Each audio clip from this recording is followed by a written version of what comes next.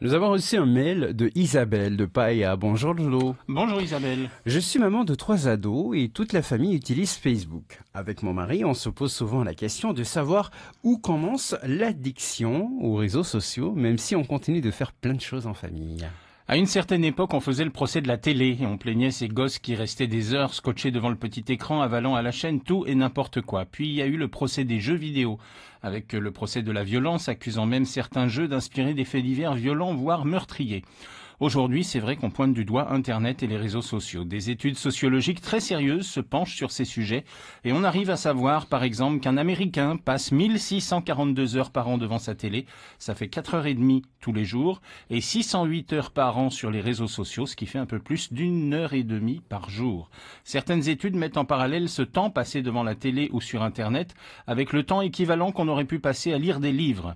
Jugement de valeur très discutable, puisque ça poserait le postulat selon lequel on s'instruirait davantage en lisant qu'en regardant la télé ou qu'en étant sur Internet.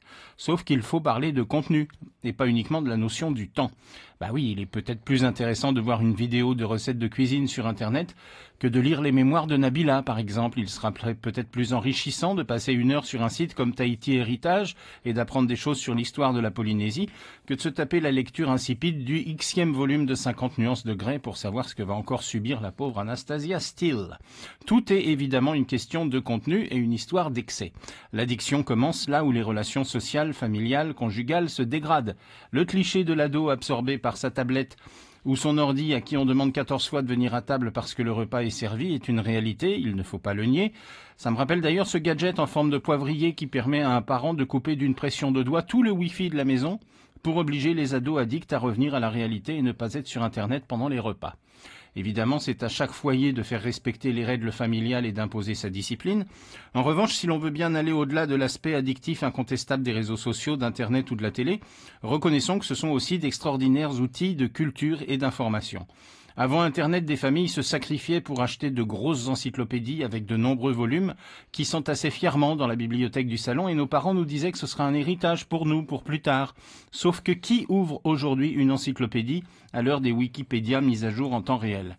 Les programmes télé ne se résument pas aux Marseillais à Cancun ou au Grand Cabaret de Patrick Sébastien. On y trouve aussi des pépites de programmes culturels passionnants, de documentaires enrichissants.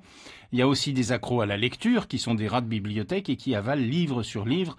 Tout est une question de raison et de dosage. On a la chance d'avoir de plus en plus d'outils pour nous informer ou nous cultiver.